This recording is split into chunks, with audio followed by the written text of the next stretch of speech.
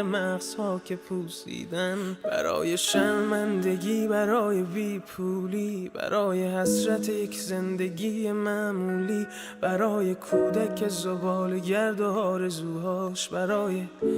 این اقتصاد دستوری، برای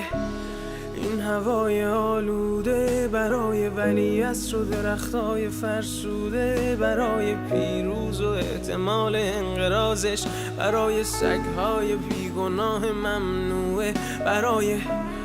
گریه های بیوقفه، برای تصویر تکرار این لحظه، برای چهره ای که میخنده، برای دانش آموزا، برای آینده، برای این بهشت اجباری، برای نخبه های زندانی، برای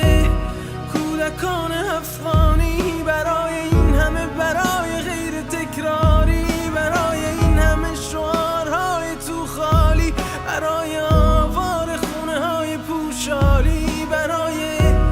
احساس آرامش، برای خورشید پس از شبای طولانی، برای قرص‌های اعصاب و بیخوابی.